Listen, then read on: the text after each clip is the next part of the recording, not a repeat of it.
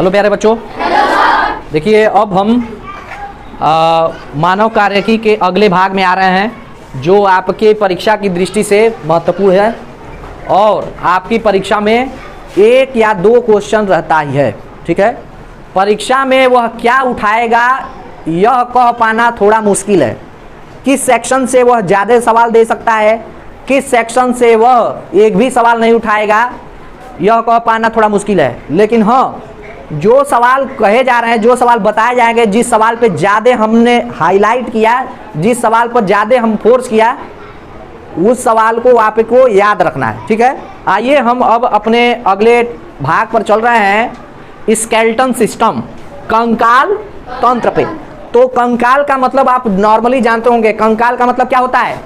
हड्डी। कोई व्यक्ति मर जाता है तो कोई व्यक्ति मर गया है, उसके शरीर से सारी मांसपेशियां, सारी चीजें अब खत्म हो चुकी हैं, अब बचा है केवल उसकी हड्डी। तो उस व्यक्ति को जब खुदाई के बाद तुम पाते हो तो वह एक ढांचा जो पाते हो व्यक्ति का, तो उसे आप क्या कहते हो? हड्डी कहते हो कि कंकाल कहते हो? हड्डी एक होती है। अगर ये हड्डियां सभी एक दूसरे से जुड़ी हैं तो उसे कहा जाता है कंकाल। ठीक है, कोई कहेगा हड्डी क्या होता है? ये एक हड्डी है, ये एक हड्डी है, ये एक हड्डी है, ये एक हड्डी है। ठीक है ना, समझ आया? लेकिन अगर ये सारी हड्डियां एक दूसरे से जुड़ी हैं तो उसे क्या कहा जाएगा? और सब डिवीजन कर रहे हैं, और ये सभी हड्डियां एक दूसरे से जुड़ के काम कर रही हैं, चल रही हैं, दौड़ रही हैं, मुड़ रही हैं, तो इसे क्या कहा जाएगा? कंकाल तंत्र। समझ आया? एक सिस्टम है जो काम कर रहा है। लेकिन अगर कोई व्यक्ति मर गया है, अगर जमीन में लेटा है, सब कुछ सड़ गया है, हड्डियां तो जुड़ी हैं लेकिन हिल नहीं, तो वह बस कंकाल कहा जाएगा, कंकाल तंत्र। समझ में आ गया? अगर कोई आते हुए कहीं एक हड्डी पा जाओगे तो उसे क्या कहोगे? कंकाल मिल गया। क्या कहोगे? हड्डी मिल गया। ये किताब में नहीं समझाया जाएगा। अब समझ में आ गया? तो हमारा ये सिस्टम, हमें आज ये पढ़ना है कंकाल तंत्र, यानी कि वह कंकाल का पूरा सिस्टम काम कर रहा है। तो आइए जानते हैं बेटा, बहुत सरल है और क्या क्या क्वेश्चंस आएंगे वो हम बता देंगे। समझिए इधर, हड्डी, कंकाल, कंकाल तंत्र, समझ में आ गया? देखो, मानव तथा अन्य कशेरुकी, कशेरुकी मतलब होता है ऐसे जीव जिनके अंदर रीढ़ की हड्डी होती है। किसकी हड्डी होती है? रीढ़ की हड्डी, या इसे मेरुदंड कहा जाता है। क्या कहा जाता है मेरे बच्चों? अभी हम चलेंगे आगे, उसमें बताया जाएगा। तो मेरुदंड, कशेरुकी जीवों में क्या होता है? मछली देखे हो? मछली खाते हो? तो मछली को जब खाओगे तो क्या करते हो? जब सब खा के गुद्दा निकाल देते हो तो एक ऐसे सिस्टम बनता है, ऐसे रहता है, ऐसे ऐसे ऐसे ऐसे ऐसे रहता है। आपकी हड्डी भी तो ऐसी ही है, तो इसे क्या कहा जाता है? रीढ़ की हड्डी या मेरुदंड। ऐसी को कहा जाता है, जिसमें यह पाया जाता है उसे कहा जाता है कशेरुकी जीव। समझ आ गया? तो मानव अथवा अन्य कशेरुकी जंतुओं के शरीर जिस सहारे से चलते हैं, जिस सहारे से काम करते हैं, जिस सहारे से गति करते हैं, ऐसे तंत्र को ही क्या कहा गया है? कंकाल तंत्र। अब आते हैं जल्दी जल्दी। मानव का कंकाल तंत्र एक विशेष प्रकार का संयोजी ऊतक है, जो पिछले क्लास में हमने ब्लड में भी पढ़ा था। ब्लड क्या था? जोड़ने का काम करता है। कंकाल भी तो जोड़ने काम कर रहा है। संयोजी ऊतक, और याद रखना, संयोजी ऊतकों में सबसे मजबूत ऊतक अगर कोई है तो कंकाल तंत्र ही है। याद रखिएगा, ठीक है? अब देखो, संयोजी ऊतक है और इसी संयोजी ऊतक को क्या कहा गया है? कंकाल ऊतक। क्या कहा गया है? कंकाल ऊतक या स्केलेटन टिश्यूज। क्या कहा गया है? अब देखो बेटा, ये जो भी संयोजी ऊतक है, जो हमारी हड्डियां हैं, जो भी कंकाल हैं, इन हड्डियों में, इस संयोजी ऊतक में 50% जल है और 50% ठोस है। आया है क्वेश्चन किसी परीक्षा में कि हड्डियों में कितना % जल है? ये जो भी संयोजी ऊतक तैयार हुआ है उसमें जल की कितनी मात्रा है? 50। अब आते हैं कुछ यहाँ पर और भाग।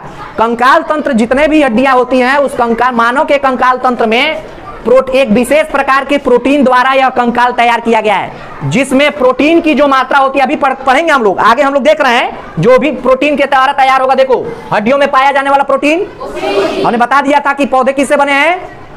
सेलुलोज से। और मानव जीव कैसे बना है? जीव कैसे बना है? तो हर एक चीज हमारा एक प्रोटीन ही है। यही कारण है कि प्रोटीन जब जलता है तो क्यों? क्योंकि प्रोटीन क्या है? अमीनो अम्ल का बहुलक है, और अमीनो अम्ल में क्या पाया जाता है? सल्फर। यही था ना, इसीलिए वो बदबू करता है। तो प्रोटीन है, प्रोटीन की मात्रा कितनी है 38%। और कैल्शियम के यौगिक पाए जाते हैं जिसमें कौन कौन सी चीजें हैं, कैल्शियम फास्फेट और कैल्शियम मैग्नीशियम फास्फेट। तो ये मत जानो, बस ये जान लो कैल्शियम के यौगिक हैं और प्रोटीन है जिसमें प्रोटीन की मात्रा 38% और कैल्शियम की मात्रा 62%। ये हो गया, समझ में आ गया। आपसे 2 क्वेश्चन पूछे जा सकते हैं, हड्डियां किससे बनी हैं, एक विशेष प्रकार के प्रोटीन से, और हड्डियों में कितना जल है, या एक संयोजी उत्तक है जिसमें जल की मात्रा कितनी है 50%। अब देखिए कंकाल तंत्र, हमारे प्रकृति में कंकाल तंत्र के आधार पे जीवों को 2 भागों में बांटा गया है।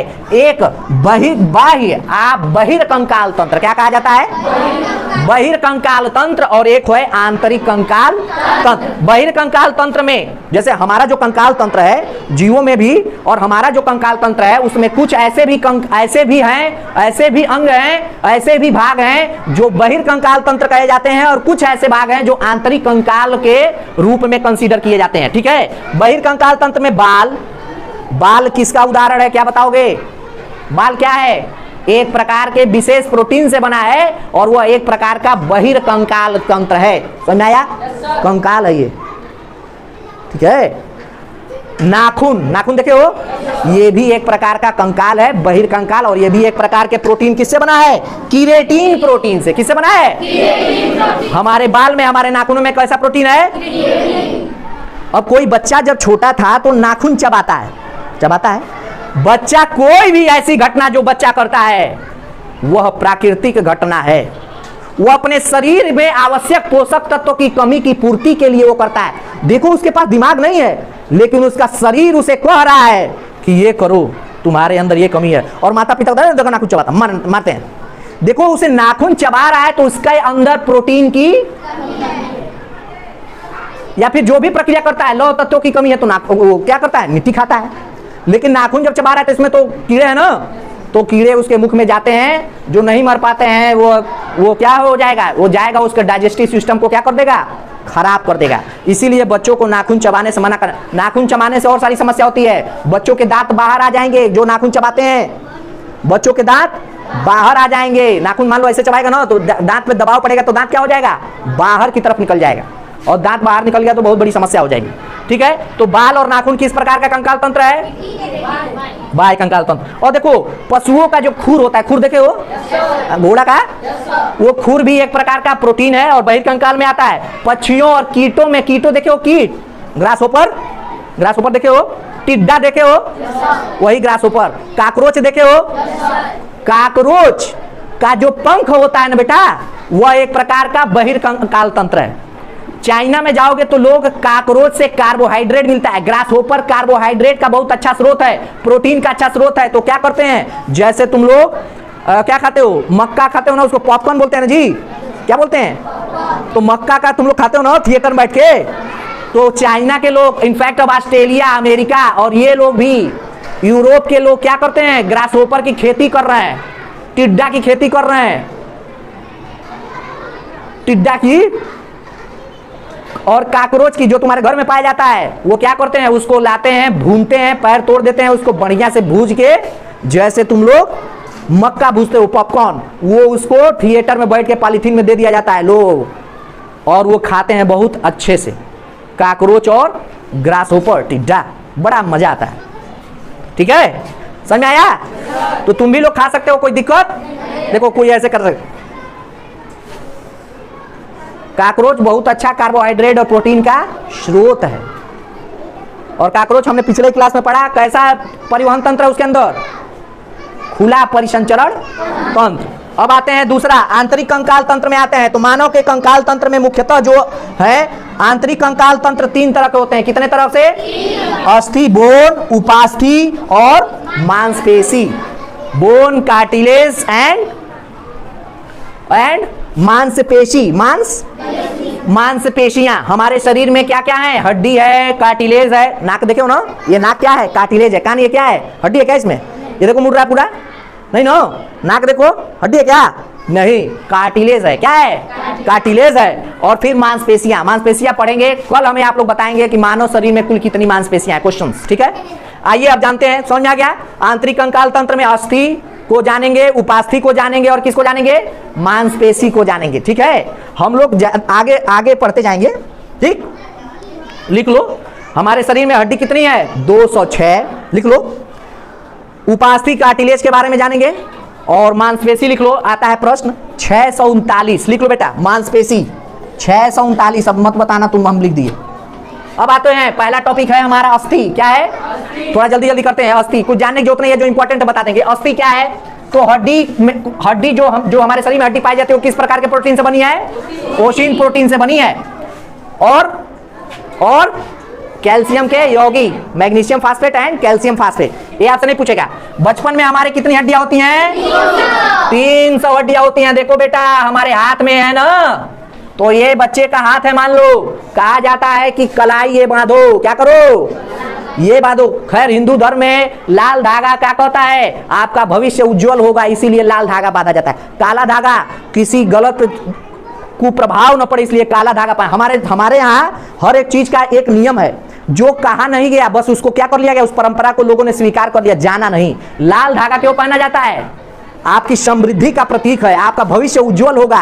ठीक है, सकारात्मक सोचेंगे। और काला धागा नकारात्मक प्रभाव न आए, नकारात्मकता का इसके ऊपर कोई प्रभाव न पड़े, कोई गलत संगति में न आए, इसके ऊपर कोई ऐसी भूत बिहार जो कहा जाता है, लेकिन भूत बिहार नहीं, वो नकारात्मक शक्तियां होती हैं, इसीलिए काला धागा लोग बांधते हैं। तो लोग अब क्या किए, हाथ में नहीं, अब पैरों में बांधने लगे।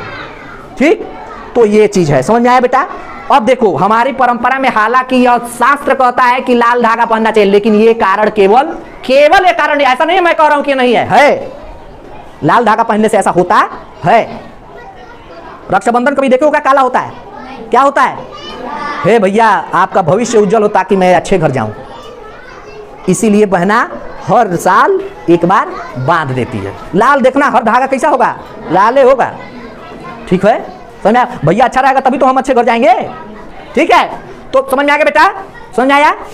तो हमारे हाथ में बच्चे जब छोटे हों तो उन्हें मोटा कड़ा पहना देना चाहिए। अब ये नहीं कि उठाई ना पाए, हल्का कड़ा दोनों हाथ में पहनाना चाहिए। देखना कान्हा को दोनों हाथ में पहने हैं, कान्हा को छोटा रूप में दिखाया गया, तो कारण ये, कलाई बांध देना चाहिए। कारण ये है कि यहाँ पर मेरे बच्चे 8 हड्डियां होती हैं। कितनी हड्डियां, ये 8 हड्डियां बाद में जुड़ के एक हो जाती हैं। अब ये 8 हड्डियां मान लो ऐसे हैं, मान लो ये 8 हड्डियां ऐसे हैं, तो अगर मान लो ये छोटा बच्चा है मेरा, मान लो, और इसके हाथ में मैं जब पढ़ा तो उसको दोनों हाथ में कड़ा पहना दिया। धागा तो ही है, लेकिन धागा क्या फर्क पड़ता है, उसको कड़ा पहनाओ। क्या पहनाओ, तो कड़ा पहनाने से क्या होगा, जो भी वीडियो सुन रहे हैं अपनी मम्मी को बता देना, चाहे जो भी हो, है ना, दोनों हाथ में कड़ा पहनाने से क्या होगा, कोई जब उसका हाथ पकड़ेगा तो जनरली बच्चे की उंगली नहीं पकड़ते हैं, टूट जाएगी, खींच जाएगी, है ना। बच्चे का क्या पकड़ते हैं लोग, पकड़ के ये खींचते हैं लोग, है ना, वो नहीं जानते हैं, तो पकड़ खींचते हैं। तो क्या किया गया, उसको कड़ा पहना दिया गया कि जैसे वो यहाँ पकड़ेगा कड़ा डिस्टर्ब करेगा, क्या करेगा, कड़ा डिस्टर्ब कर, लड़का का पापा पापा दर्द कर रहा है, तो क्या करेंगे लोग, यहाँ पकड़ेंगे लोग, कहाँ पकड़ेंगे लोग, यहाँ पकड़ेंगे लोग। अच्छा है, क्या करेंगे, गोदी ले लेंगे लोग, यहाँ नहीं पकड़ेंगे लोग, क्योंकि कड़ा या तो उनको दिक्कत करेगा और नहीं तो बच्चे को दिक्कत करेगा, तो बच्चा हाथ छोड़ा देता है। इससे क्या होगा, वो हड्डियां अपने सही जगह पे रहेंगी। अब मान लो पापा पकड़ लिया, खींच दिए, तो पता चला हड्डी मुड़ गई, अब बच्चा ऐसे रह रहा है। समझ में आया, समझ में आया इसके पीछे का कारण। तो बच्चे को कड़ा पहनाना, हमने जब साइंस में जब पढ़ाया था तो मैंने आपको बताया था कि आपको ऐसा पढ़ाएंगे कि आप आने वाले भविष्य में जब माँ बाप बनेंगे तो इन चीजों को नजरअंदाज मत करिएगा। हर एक पीछे के साइंस है, और ये साइंस बहुत अच्छी है। यह एक हमारी सुरक्षा के लिए है। विज्ञान क्या है, हमारी सुरक्षा के लिए है, खाली हमारे विकास के लिए नहीं है, हमारी सुरक्षा के लिए भी है। इसीलिए कोई भी चीज जो देख रहे हो उसको स्वीकार कर लो। जब पढ़ोगे लिखोगे तब जानोगे उसका असली मतलब। अभी नहीं पढ़ते तो लाल टीका नहीं लगाते थे, और लेडी लगा के आओगे, और धागा होगा बांध लोगे, काला धागा बांध लोगे। ठीक है, ये सब चीजें हैं। ठीक है ना। आइए, बचपन में 300 हड्डियां हमने देख लिया। हाथ में कितनी हड्डियां थी, 8 हड्डियां थी। बाद में चल के जैसे जैसे बच्चा बड़ा होता है वो 8 हड्डियां जुड़ के क्या हो जाती हैं, एक हो जाती हैं। ठीक है, तो बच्चों को कभी हाथ पकड़ना, उंगली पकड़ना नहीं है, दूर पकड़िए, नहीं तो उसको गोद में लिए रहिए, क्योंकि पकड़ेंगे तो क्या हो जाएगा, और कोई पकड़े ना, इसीलिए क्या कर दीजिए।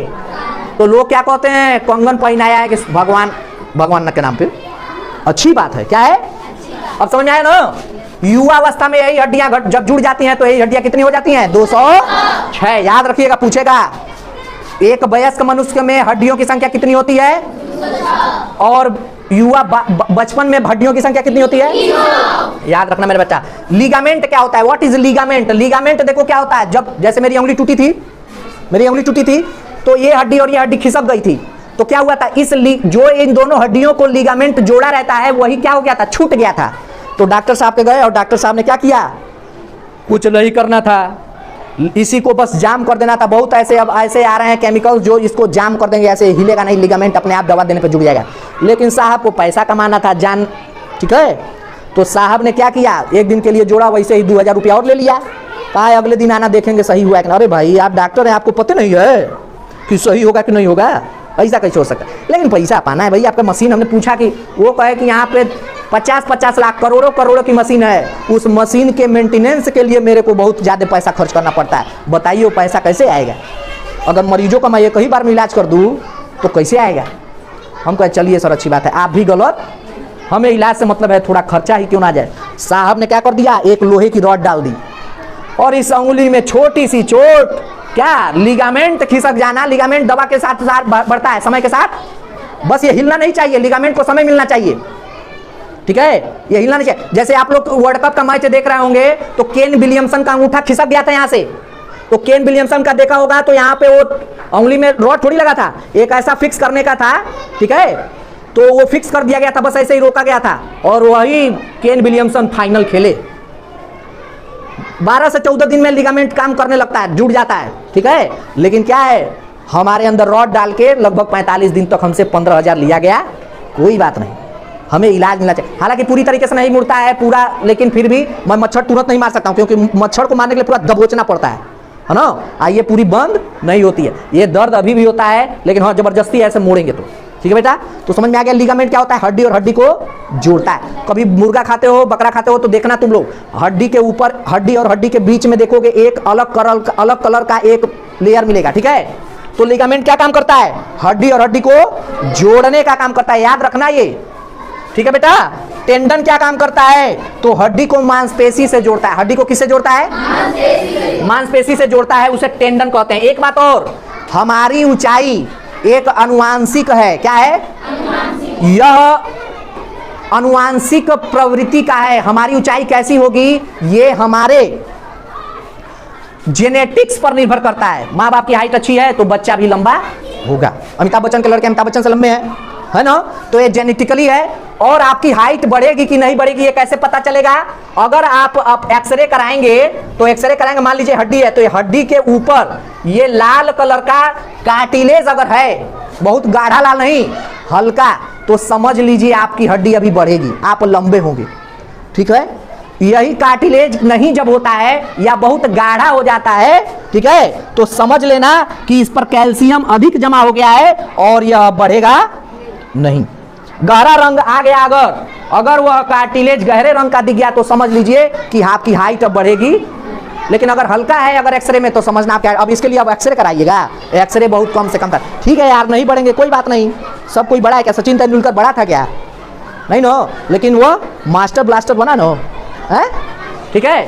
ये हो गया, इसमें आया है टेंडन। व्हाट इज टेंडन, थोड़ा एक बार डिस्कस कर लेते हैं टेंडन के बारे में बेटा। टेंडन वर्ड मैंने इंजीनियरिंग में भी पढ़ा था। देखिए आज आप कभी पढ़ते होंगे, ट्रैक देखा है रेलवे ट्रेन, तो रेलवे ट्रेन में जो स्लीपर बिछाए जाते हैं ये क्या होते हैं, रेल, क्या है ये, और ये है स्लीपर, क्या है बेटा, स्लीपर, इसे बोला जाता है स्लीपर। क्या बोला जाता है, ये पहले के जमाने में देखो, जब अंग्रेज आए, जब एनसीईआरटी पढ़ो तो लिखा है कि अंग्रेजों ने किस प्रकार के भारत का पर्यावरण को प्रदूषित किया। इसी ट्रेन के पटरियों को बिछाने के लिए उन्होंने भारत की मजबूत लकड़ियों को तैयार करने के लिए, स्लीपर को तैयार करने के लिए हमारे एकड़ों जमीन, हमारे पूरे जमीन को क्या कर दिया, काट दिया, पेड़ों को क्या कर दिया, खत्म कर दिया, यहां से व्यापार ले जाने के लिए, यहां के सारे सामान को लेके जाने के लिए यूरोप में हमारे देश के पेड़ को खत्म कर दिया स्लीपर तैयार करने के लिए। अब लकड़ियों, पहले ट्रेन के जो रेल थे वो लकड़ियों के स्लीपर पे तैयार होते थे, ठीक है। लेकिन अब जब आप देखेंगे उसके बाद क्या आया, उसके बाद कंक्रीट का हुआ, किसका हुआ, कंक्रीट का इस्तेमाल हुआ, ठीक है ना। बाद में देखा गया कि जो ट्रेन आ रही है बहुत वजन लेकर जा रही है, भार लेकर जा रही है, स्पीड चलनी है, रेल की पटरियां दब जा रही हैं, तो क्या किया गया, अब उसमें इंजीनियर्स लगे, सिविल इंजीनियर्स लगे। अब के स्लीपर जाके देखना, ठीक है, जब जाके देखोगे रेलवे ट्रैक के बगल में पड़ा होगा, ऐसे करके कंक्रीट का बना होगा, उस कंक्रीट को देखोगे, ठीक है, तो कंक्रीट को जब देखोगे तो कंक्रीट का जो होगा वो पूरा टेढ़ा बना होगा, ऐसे होगा, देखे हो, ऐसे बना होगा। और ध्यान से देखना तो इसमें पतले पतले टेंडन पड़े होते हैं। क्या पड़े होते हैं? टेंडन पड़े होते हैं। जो भी इंजीनियरिंग में जाना चाहता है थोड़ा बड़ी ध्यान से देखेगा, टेंडन पड़ा होता है। जब हटा के देखोगे थोड़ा थोड़ा दिखेगा तुम्हें क्या होता है टेंडन। यहाँ पे इस टेंडन को और बढ़ा लो, टेंडन को और मान लो 4 टेंडन है, ठीक है। अब क्या किया जाता है, इसमें एक जैक लगाया जाता है। जैक देखे हो? जैक, कोई बताओ जैक क्या होता है? जैक देखे हो? नहीं देखे हो? कभी गाड़ी देखे हो? गाड़ी का टायर खोलने के लिए लोग जैक लगाते हैं, तो गाड़ी उठ जाता है पहिया उसका, उसी को बोला जाता है जैक। क्या बोला जाता है? जैक। वह जैक लगाया जाता है। और जैक से क्या किया जाता है, यह पहले ही बता दिया जाता है कि इस पटरी पर इतना भार आएगा, ठीक है। तो उस पटरी पर उतना भार आएगा, तो उस पटरी का भार किस पर जाएगा? स्लीपर पर। स्लीपर पर ही ना ट्रेन चल रहा है, ये स्लीपर लगे हैं, इस पर ट्रेन ऐसे लगे हैं, पटरी लगी है, तो ऐसे स्लीपर लगा है, ऐसे ऐसे, तो इस पर इतना भार आएगा। और ट्रेन जब इस पर चलेगी तो पटरियां दबे नहीं, इसके लिए क्या किया जाता है, जैक को इतना लोड दे दिया जाता है। कहा दिया जाता है कि इतना 1000 टन का लोड इस पर आएगा, तो क्या कर दिया, उस जैक में उतना 1000 टन का लोड से उसको क्या किया, टेंडन को खींचा जाता है, खींचा जाता है। और फिर क्या कर दिया जाता है, उसकी कंक्रीटिंग कर दी जाती है चारों तरफ से। और क्या किया जाता है, उस जैक को छोड़ दिया जाता है। जैक को छोड़ा जाता है तो वह कंक्रीट सूखने से पहले, सूखने के थोड़ा सा पहले क्या करें, जब जैक को छोड़ा जाएगा तो क्या होगा, वो खींचा गया है ना टेंडन, जब वो खींचा गया है तो जब छोड़ोगे तो क्या होगा, बैंड होगा ना। तो वही क्या करता है, कंक्रीट बैंड होने नहीं देता है। कंक्रीट में बहुत ज्यादा स्ट्रेंथ है, कंक्रीट बैंड नहीं होने देता है, तो कंक्रीट थोड़ा सा तो बैंड होगा ही। तो वही स्लीपर क्या हो जाते हैं, ऐसे टेढ़े दिखते हैं। कभी जाके देखना, ट्रेन की पटरी जिस पर बिछी है वो स्लीपर अब टेढ़े होते हैं, पहले एकदम सीधे होते थे। पहले क्या होते थे, वही बीच में जो रॉड पड़ा उसी को कहा जाता है टेंडन। क्या कहा जाता है? तो हमारे हमने कह दिया साइंस पढ़ाने से पहले कि इंसान कोई भी चीज अपने शरीर से ही सीखा है। उसके शरीर में ऐसी चीजें मौजूद हैं, वही चीज वो बाहर डिस्कवर करता है, कहता है कि हमने खोज लिया। खोज नहीं लिया, अपने आप को समझ लिया। तुम आत्मा को ढूंढने में लगे हो, आत्मा को ढूंढने में लगे हो। जिस दिन आत्मा पा गए, पता चला कोई मर गया, दूसरे की आत्मा इसमें घुसा दो, अब जिंदा हो गया, इसकी आत्मा इसमें घुसा दो, ये जिंदा हो गया। जिस दिन यह विज्ञान आत्मा को ढूंढ लेगा, उस दिन के बाद इंसान मरेगा।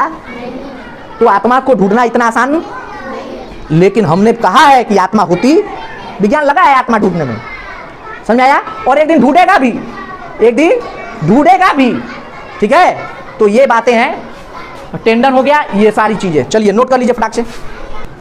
अब आइए बेटा हम देखते हैं मानव कंकाल तंत्र। हम जो भी मानव का कंकाल अभी अगले स्लाइड में हम बताएंगे। मानव का जो कंकाल तंत्र है, उस कंकाल तंत्र में कुल कितनी हड्डियां थी? 200। अगर आप बुक में बहुत विस्तृत पढ़ेंगे तो पूरा 206 का 206 हड्डी बता दिया जाएगा, लेकिन हम यहाँ पर इंपॉर्टेंस हड्डियों के बारे में, इंपॉर्टेंस बोन के बारे में बस जाने, जो परीक्षा की दृष्टि से इंपॉर्टेंट है, जो बस टप्पे ऐसे पूछ लेता है इसमें कितनी हड्डियां हैं, ठीक है। तो देखो, मानव के कंकाल तंत्र को 2 तरह से बांटकर समझा जाता है। हमने कंकाल तंत्र को क्या कर दिया, 2 तरीके से बांट दिया। और उसको हमने क्या कर दिया, जैसे यहाँ पर बना देना छोटा सा, मान लो ये खोपड़ी है ऐसे, ठीक है, हाथ है, ठीक है, ये पूरा, ये भी है। अब इसके बाद ये क्या है, पसलियाँ हैं, क्या है, ये है ना, ये हड्डियाँ हैं ना, ये हैं। फिर उसके बाद ये क्या, मेखलाएं। फिर उसके बाद ये पैर पूरा, ये घुटना, ये पैर, ये घुटना, ये जो पोर्शन है पूरा, पसली वसली ये पूरा लेके, ये वाला और ये वाला, ठीक है, ये छोड़ दो, ठीक है ना। और हाथ और पैर का छोड़ दो। ये जो इतना पोर्शन है बेटा हड्डी का, ये लेके पूरा, और ये सर का लेके, और रिब्स पूरा, ये छाती का पूरा, ये सभी किसमें बांटा गया है, अक्षीय कंकाल। किसमें बांटा गया है, और इसमें कुल यहाँ तक ये पूरा हड्डी जो है, सर का पूरा और ये पूरा, मतलब सीना का लेके ये पूरा क्या कहलाता है, अक्षीय कंकाल। क्या कहलाता है, याद रखना, अक्षीय कंकाल तंत्र में, मानव कंकाल तंत्र के अक्षीय कंकाल में कुल कितनी हड्डियां हैं, 80। कितनी संख्या है? 80, जिसमें खोपड़ी में कुल 29 हड्डी है। कितनी है? 29। हमारी जो खोपड़ी है ना, ये सब, ये हमारी खोपड़ी किस पे टिकी हुई है? एटलस नाम का यहाँ हमारे जो रीढ़ की हड्डी है, मेरुदंड जो है, सबसे ऊपर एक हड्डी है, वह एटलस। रोम के ईश्वर है, यूरोप साइड में इन्हें ईश्वर माना जाता है, जिसपे हमारी खोपड़ी टिकी है, उसे एटलस नाम कहा गया है। क्या नाम दिया गया बेटा? और एटलस एक उपग्रह भी है, ठीक है ना। तो एटलस पर ये हमारी पूरी खोपड़ी टिकी हुई है, जिसपे इसे देखो घूम रही है, ठीक है। अब देखो हमारी खोपड़ी में, खोपड़ी मतलब सर भी हो गया, ये पूरा हमारी खोपड़ी में कुल 29 हड्डी है, जिसमें से 8 हड्डी हमारी ये है, ये पोर्शन, ये खोपड़ी मान लो, ये सर मान लो पूरा। सर में कितनी हड्डी है? हमारे पूरे सर में कितनी हड्डी है? जिसमें चेहरा वेरा सब है, उसमें कितनी हड्डी है? 29। मेनली जो खोपड़ी है, ऊपर का जो पोर्शन है, उसमें कितनी हड्डी है? 8। और चेहरा, फेशियल कहा जाएगा, चेहरे पे कितनी हड्डी है? 14 हड्डी है इसमें। 14 हड्डी है जो जुटी हुई है। किससे जुटी होंगी? किससे जुटी होंगी? कार्टिलेज से। किससे जुटी होंगी? लिगामेंट से, सॉरी, किससे जुटी होंगी? कार्टिलेज तो ये है ना, नाक का, लिगामेंट से जुड़ी होंगी। 14 हड्डी है। कान में, एक कान में 3 और एक कान में बढ़ा दिया है 3 3 6। और कान की सबसे छोटी हड्डी है हमारे पूरे शरीर में, कौन सा? स्टेप्स या स्टेपीज। उसके बाद हॉइड नाम का एक केबल पाया जाता है, ठीक है। हॉइड, क्या कहा जाता है इसको? हॉइड। कोई दिक्कत? आते हैं तो मिला लो। 14 8 22 22 6 28 28 से खोपड़ी में। मेरुदंड अभी बताया, हमारी रीढ़ की हड्डी में कुल कितनी हड्डियां हैं? 26। पसलियां जो रिब्स हैं, रीढ़ की हड्डी पीछे है ना जी, हमने क्या बोला? ये पूरा है, ये पूरा, ठीक है ना। और पसलियां आगे होती हैं, क्या होती हैं? आगे। ये पूरा पीछे से आके ऐसे जुटी हुई है। तो पसलियों की संख्या कितनी है? 12 जोड़ी, 12 इधर 12 कितना हो गया? 24। और उरोस्थी नाम की केवल एक हड्डी है। ये आपसे नहीं पूछा जाएगा। आपसे क्या पूछा जाएगा? मेरुदंड में कुल कितनी हड्डी है? 20। पसलियों में कितनी हड्डी है? 20। और सर में कुल कितनी हड्डी है? 20। ठीक है। अब आइए, आछे कंकाल में कुल कितनी हड्डी है? अब देखो बेटा, ये पूरा हाथ और ये पूरा पैर, इनको मिला दिया जाए तो पाद मतलब पैर, जैसे बोला ना, इंसान सीधा चलने लगा है, अब उसे हाथ कह रहा है, लेकिन ये है क्या? पैर है। तो इंसान का हाथ और पैर मिला के कुल कितनी हड्डी है? 120। 60 हाथ में 60, समझ में आ गया? समझ में आ गया? 30 इसमें और 30 कितना हो गया? 30 60। अब बताओ, अब ये हाथ है कि पैर है? अगर तुम अलग होते, प्रकृति ने अलग बनाया होता, तो कुछ अधिक हो जाता इसमें, चाहे इसमें कुछ कम हो जाता, कहें कि इसका कुछ काम नहीं, इसमें ज्यादा काम है ना, मोड़ दौड़ है, लेकिन हमने अपने इस्तेमाल के लिए किया है, हम खड़े हो गए। लेकिन 30 इसमें भी है, 30 30, ठीक है। अब आते हैं, टोटल कितने हो गए? 120। अब मेखला जो यहाँ का जो पोर्शन है, जिससे हमारा पैर जुटा हुआ है, जिससे हमारा पैर जुटा हुआ है, वह कहलाता है क्या? उसमें कुल कितनी हड्डी है? यही मेखलाओं की हड्डियां, जब माँ के गर्भ में बच्चा आता है और जब बच्चा पैदा होने वाला होता है, तो हार्मोन्स जो बताए थे रिलीज जो होता है, जो पशुओं में लगाया जाता है दर्द के लिए, है ना, बताए थे, कौन सा हार्मोन था? ऑक्सीटोसिन हार्मोन्स रिलीज करता है, और यही मेखला की हड्डी प्रसारित होती है, फैलती है, और बच्चे को रास्ता मिलता है और बच्चा जन्म लेता है। अगर वही हड्डी, वही कहा जाता है कि इतने हड्डी टूटने का दर्द होता है, समझ आया? अगर ऑक्सीटोसिन हार्मोन्स रिलीज ना हो तो बच्चे को जन्म लेने में बहुत दिक्कत होती है, ठीक है, समझ में आया? बड़ा इंटरेस्टिंग है ना। तो ये सारी चीजें आपको याद रखनी पड़ेगी। हमारे हाथ में कुल कितनी हड्डियां हैं? 60, दोनों हाथ में बेटा, ठीक है। चलिए अब आते हैं बेटा, देखते हैं मानव कंकाल तंत्र में। अभी हमने एक्सियल कंकाल तंत्र में 80 हड्डियों के बारे में जाना, बहुत डीपली उसमें मत जाइए। पसलियों में कितनी हड्डियां होती हैं, रीढ़ की हड्डियों में कितनी हड्डियां होती हैं। हमारी रीढ़ की हड्डी की पहली, गर्दन की जो पहली हड्डी, बस ये जान लीजिए, एटलस पे हमारी ये पूरी टिकी हुई है। आपने देखा होगा पहले एटलस साइकिल आता था, पूरी पृथ्वी को एक इंसान उठाया है ऐसे करके, एटलस का साइन देखना तुम लोग, ऐसे बनाया, पृथ्वी को उठाए हुए है। एटलस गॉड है, क्या है? गॉड है, ठीक है ना। तो हमारी ये पूरी जो मस्तिष्क, हम भी, हमारा पूरा भगवान कौन है? यही तो है। तो देखो एटलस पर ही टिका है, जिसपे मुड़ रहा है, ठीक है। तो पहली हड्डी वो याद रखना। अब आ जाओ, पसलियों के बारे में सब जान लिया, खोपड़ी जान लिया, फेस में जान लिया, ठीक है ना। फेस में कितने हैं? 14, और खोपड़ी कितने हैं? सर में, खोपड़ी में 8, और बाकी हमने जान लिया। उसके बाद आपने ये देखा, हमने बाद में एक लिखा था, कौन सी हड्डी लिखी थी? लास्ट में एक लिखा था उरोस्थी, उरोस्थी लिखा था ना, तो उरोस्थी, तो जो सारी पसलियां जो है ना एक ही हड्डी से आके जुड़ी हुई हैं यहाँ पे, ठीक है, ये लास्ट की ये सब पसलियां, तो उन्हें कहा जाता है ये जस्ट एक ही है, ठीक है। अब आ जाइए, हम पैर की बात करते हैं और हाथ की बात करते हैं, ठीक है। आइए देखो बेटा, आप पाओगे कि हमारे गर्दन से, हमारे यहाँ से और हमारे कंधे के आगे एक हड्डी मिलेगी, यहाँ पे ये हड्डी, ठीक है ना, इसे कहा जाता है पेक्टोरल, क्या बोला जाता है, पेक्टोरल ग्लैडर। कितनी हो गई, एक एक, अब देखो ये कॉलर बोन होता है, उसके बाद एक बोन हड्डी में मिलती है, उसको क्या बोलते हैं, कॉलर बोन, क्या बोलते हैं उसको, हमारे गर्दन यहाँ से जुड़ी है और यहाँ पर जा रही है, ठीक है ना, कॉलर। उसके बाद की ये हड्डी है, इसको बोला जाता है ह्यूमरस, क्या बोला जाता है, एक। उसके बाद आओगे यहाँ पे, ये क्या है, एक तरह से ये ज्वाइंट होता है, एक तरह से आप पढ़ेंगे आप लोग, ठीक है ना, दो हड्डियों, मुख्य हड्डियों के बीच में एक तरह से क्या होता है, एक रोलर टाइप का होता है जिससे हड्डियां मुड़ती हैं हमारी, ठीक है। हिंग ज्वाइंट, फिक्स्ड ज्वाइंट, ये सभी होती हैं, आपको बड़े क्लास में पढ़ना चाहिए, मत जानिए। अब देखिए हाथ की दो हड्डियां हैं यहाँ से यहाँ तक, ठीक, ह्यूमरस के बाद, ह्यूमरस के बाद दो हड्डियां होती हैं, इसमें हमारी कितनी हड्डियां हैं, दो हड्डियां हैं, कितनी हड्डियां हैं, ये बहुत पूछता है, मोस्ट इंपॉर्टेंट पूछ लेगा, रेडियस और अल्ना, रेडियस और अल्ना। देखो अंगूठा है तो अंगूठे पहली जो हड्डी यहाँ पे दिखेगी वो क्या है, रेडियस, क्या है, और उसके बाद पीछे जो हड्डी मिलेगी उसको क्या बोलते हैं, अल्ना। तो रेडियस और अल्ना हमारे शरीर में किस अंग की हड्डी है, हाथ की, कहाँ की, उसके बाद ये सब ये आपसे नहीं पूछेगा, कार्पल्स, कार्पल्स में कुल 4 हड्डियां होती हैं, उसके बाद मेटाकार्पल्स, ये भी 4 हैं, 5 हो जाती हैं, और उसके बाद फेलेंजर, फेलेंजर, इसमें एक उंगली में 3-3 हड्डियां हैं ना, इन्हें क्या कहा जाता है, फेलेंजर। कितनी है, 1 2 3, इसमें 4 हड्डियां हैं, ठीक है ना, यहाँ एक हड्डी मिलेगी, यहाँ एक हड्डी मिलेगी, यहाँ एक हड्डी मिलेगी, मेटाकार्पल्स, टोटल कितनी, 4 मेटाकार्पल्स यहाँ है, और इसके बाद जो हड्डी मिलेगी कार्पल्स की मिलेगी, कि क्या मिलेगी, कार्पल्स इसमें है, ठीक है ना। अब आइए उसके बाद ये कितना हो गया, ये टोटल अगर जोड़ा जाएगा, इसको छोड़ के टोटल जब जोड़ा जाएगा तो लेके टोटल जब जोड़ा जाएगा तो हमारे एक हाथ में टोटल कितनी हड्डी आएंगी, 30, ठीक है। अब बैठ के जोड़ने मतलब बस जान लो, एक हाथ में टोटल कितनी हड्डियां हैं, अब किताब में जाके सब काउंट करना तुम्हें मिल जाएगा, ठीक है। अब ये 3 लिखे हैं, लेकिन 4 तिहाई 12, 4 तिहाई, और ये मेटाकार्पल्स 4, यहाँ पे 4 2 1 1 1, सब जोड़ोगे तो कितना हो जाएगा, 30 आएगा, और दोनों हाथ मिला के क्या हो जाएगा, 7। ऐसे ही आते हैं पेल्विक ग्रिडल का, देखिए ये चीज होता है जो हमारे यहाँ पे है, पूरा कमर के पास ये पूरा होता है पेल्विक ग्रिडल।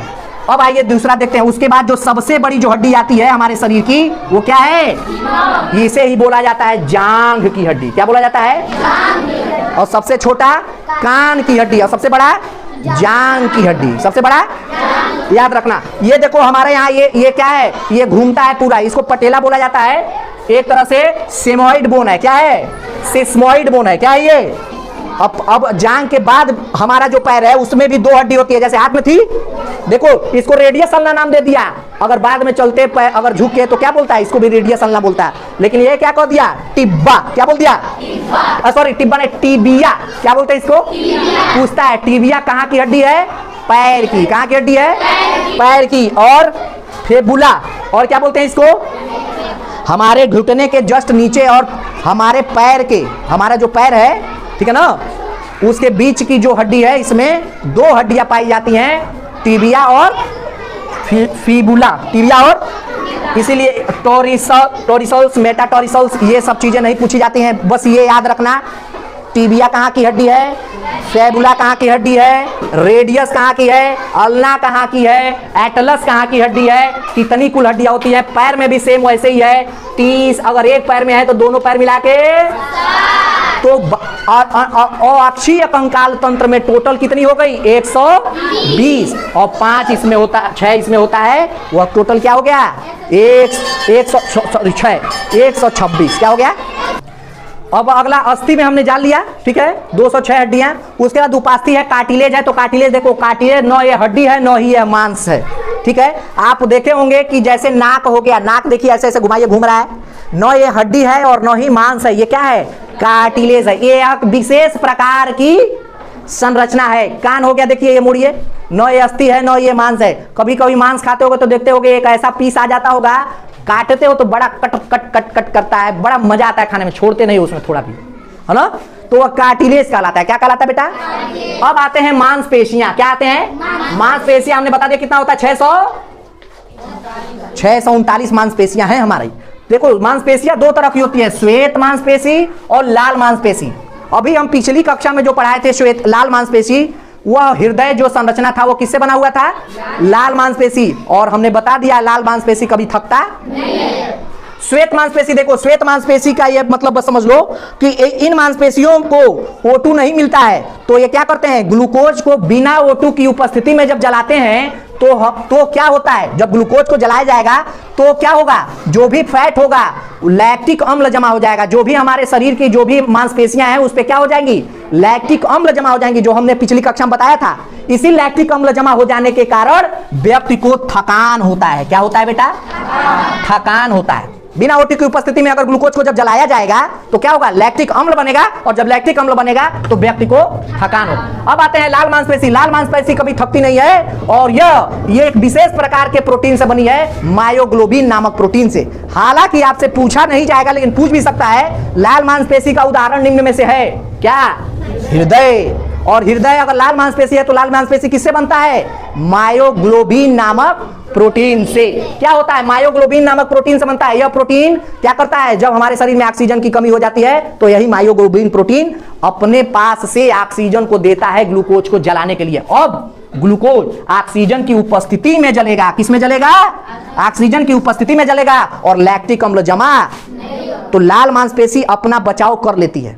ठीक है, तो इसी कारण जब उस पर लैक्टिक, अब जब ग्लूकोज ऑक्सीजन की उपस्थिति में जलेगा तो लैक्टिक अम्ल नहीं बनेगा, और जब लैक्टिक अम्ल नहीं बनेगा तो वो कभी थकेगा नहीं।